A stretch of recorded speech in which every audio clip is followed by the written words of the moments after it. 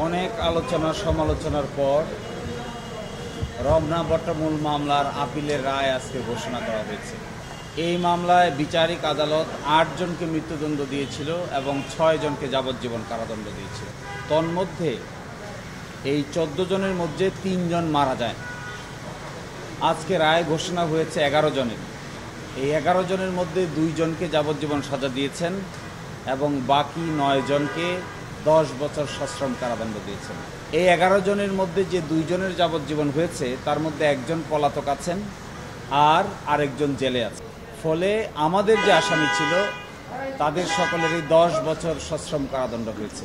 যদিও আমরা আর্গুমেন্ট করেছিলাম যে এই মামলায় এভিডেন্স বলতে কিছু নাই এবং হাইকোর্টের ৩টি বেঞ্চ ঘুরে এটি ৪র্থ বেঞ্চে ৪৬৭ বার সময় নেওয়ার পর এই মামলার আজকে রায় ঘোষণা হয়েছে।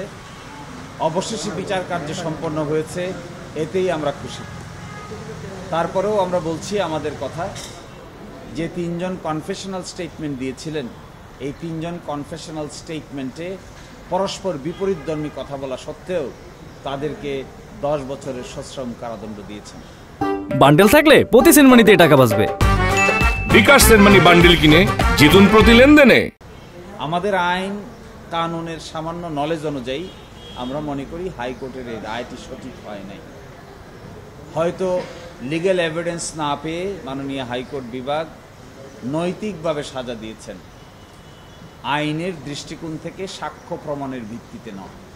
এটি আমাদের মতামত থাকবে। একই সাথে এই রায়ের পূর্ণাঙ্গ কপি বের হওয়ার পর আমার যে আসামিদেরকে সাজা দিয়েছেন, যদিও তাদের সাজা খাটা শেষ হয়ে গেছে, তারা জেল থেকে মুক্তি পাবেন, তারপরেও আমরা এই বিষয়টি উচ্চ আদালতের নজরে আনব এবং উপযুক্ত সময়ে আপিল দায়ের করব।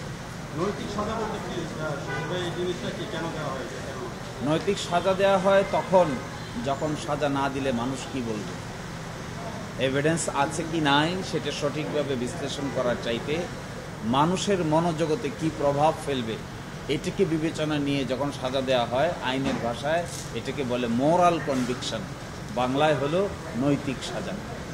আর একটা আছে লিগ্যাল কনভিকশন, যাকে বলে সাক্ষ্য প্রমাণের ভিত্তিতে সাজা। তো সাক্ষ্য প্রমাণের ভিত্তিতে আমাদের জ্ঞান বুদ্ধিতে ধরে না এই মামলায় কি করে সাজা দেওয়া হয়। একটা কথা আমি এখানে বলতে চাই, আমরা শুধু আসামিদের খালাস চাই তাই না, আমরা ভিকটিমদেরও ন্যায় বিচার পায় সেটাও চাই। কিন্তু ভিকটিমদের ন্যায় বিচার দিতে গিয়ে আমরা যেন নিরপরাধ লোকের প্রতি অন্যায় করে না ফেলি, এটাও দেখতে হবে।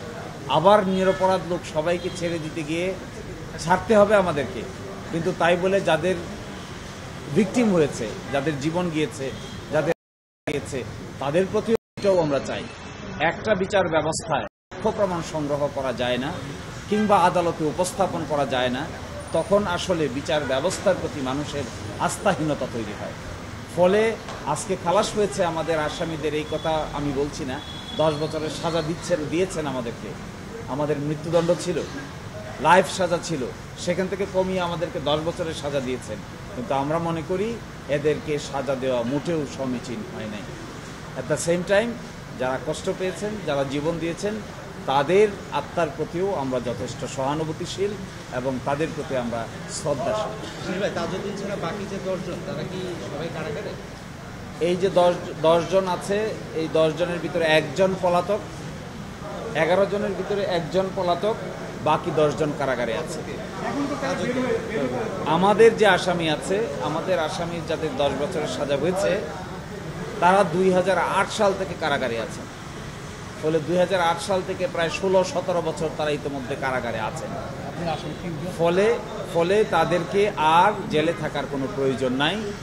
এই অর্ডার জেলে গেলে পরে অবশ্যই তাদেরকে মুক্তি দিতে হবে, কারণ তাদের সাজার মেয়াদ ইতিমধ্যে খাটা শেষ হয়ে গেছে।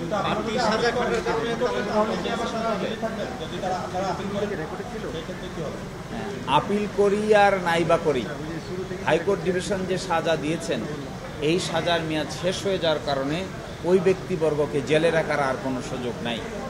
তবে যদি হাইকোর্ট ডিভিশনের এই রায় সুপ্রিম কোর্ট কিভাবে সেটেল করবে তার উপর নির্ভর করবে পরবর্তীতে তারা জেলে যাবে কিনা। তবে এখন পর্যন্ত যেহেতু তাদের সাজা খাটা শেষ, জেলে থাকার আর কোনো প্রয়োজনীয়তা নেই। রাষ্ট্রপক্ষ আপিল করবে, ওই পর্যন্ত কি ওয়েট করতে হবে না, তার আগে তারা বেরোতে পারবে? যদি হাইকোর্টের রায় কমিউনিকেটেড হয়, উপযুক্ত পন্থায় জেল কর্তৃপক্ষের কাছে যায়, তাহলে জেল কর্তৃপক্ষের দ্বারা 10 বছরের সাজা শেষ হয়ে গেছে যাদের, তাদেরকে ছাড়া আপিলের জন্য অপেক্ষা করার কোনো বিধান নাই।